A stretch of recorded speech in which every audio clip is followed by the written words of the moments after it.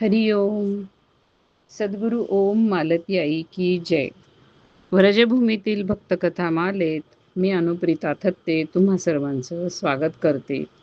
या कथामालेतली 111वी कथा भक्तिमती श्री कर्मठीबाईजी यांची आपण ऐकतोय.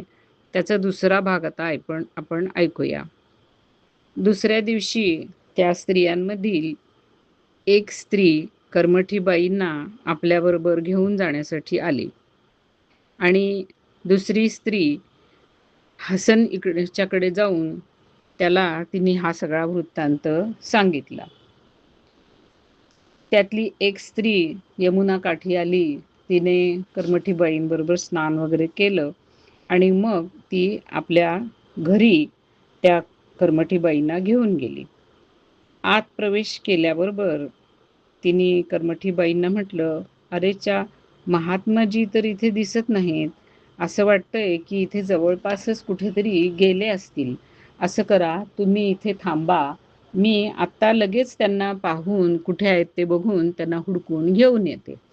असं म्हणून ती बाहेर गेली आणि बाहेर गेल्यावर शिताफीने आवाज न करता तिने हळूच घरचा दरवाजा बंद केला आणि बाहेरून कडी घातली.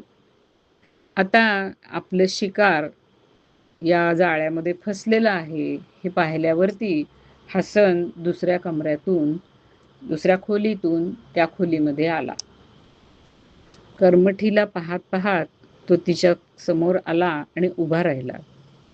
तो म्हणाला, सुंदरी, ज्या महात्म्याला भेटायला तू आली आहेस तो मीच आहे. मी किती शक्तिशाली महात्मा आहे हे तुला मी सांगितलेलं ऐकल्यावर कळेल. मी अकबराचा, सम्राट अकबर बादशाहचा भाचा हसन बेग आहे. तुझी जी काही इच्छा असेल ते मी अगदी तत्काळ पूर्ण करू शकतो. सांग, तुला काय हवं आहे? मी तुझ्यावर प्रेम करतो. अशी कोणतीही जगातली वस्तू नाही की जी मी तुला देऊ शकत नाही.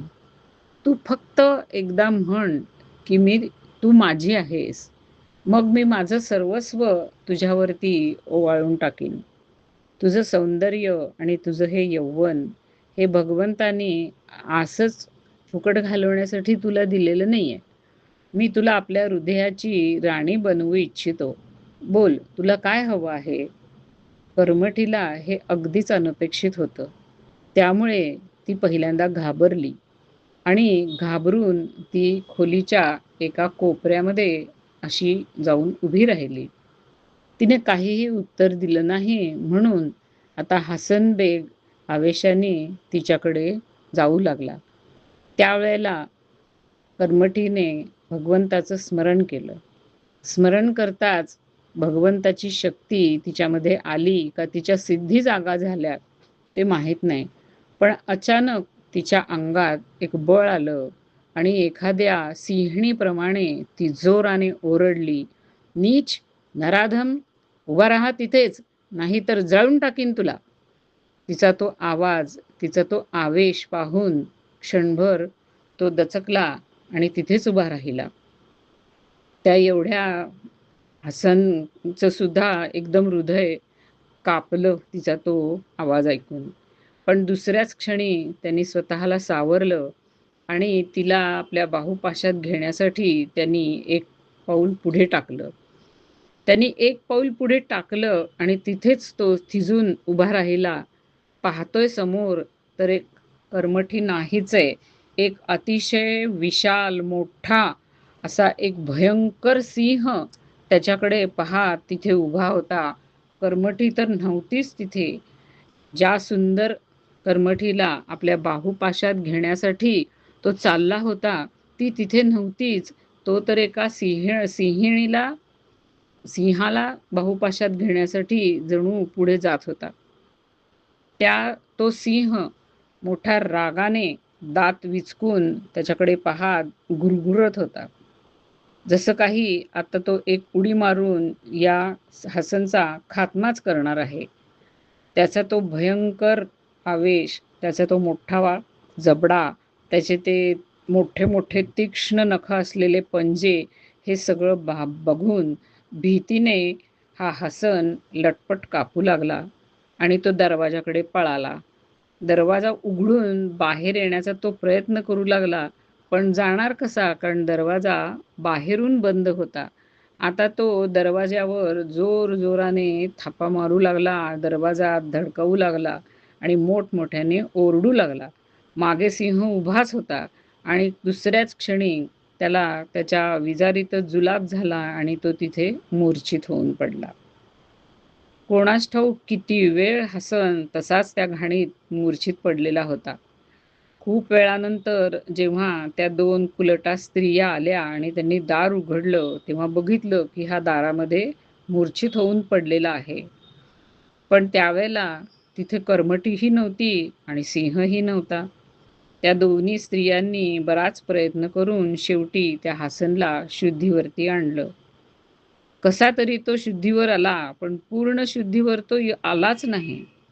तो उठून बसे, इकडे-तिकडे पाही आणि जोराने ओरडून पुन्हा बेशुद्ध होई. बहुतेक त्याला मनात इतकी भीती बसलेली होती, की कल्पनेनेच त्याला पुन्हा-पुन्हा तो सिंह दिसत होता आणि तो पुन्हा-पुन्हा मूर्छित होऊन पडत होता. बराच वेळ झाल्यानंतर कसा तरी तो थोडासा भानावरती आला आणि मग त्याला आपल्या करणीचा पश्चाताप होऊ लागला. तो विचार करू लागला, की ही कर्मठी नक्कीच मनुष्य नाहीये, ती तर साक्षात देवी आहे आणि आता जर तिने मला क्षमा केली नाही, तर मी काही जिवंत राहणार नाही. पण ती तर आता इथं नाहीच आहे आणि तो सिंहही नाहीये. दार तर बाहेरनं बंद होतं. ती गेली कुठे? मग ती कर्मठी होती का नाही? का मला भास झाला? आणि जर ती असेल आणि मी तिच्याकडे क्षमा मागायला गेलो आणि ती पुन्हा सिंह झाली आणि मला खाऊन टाकलं तिने तर?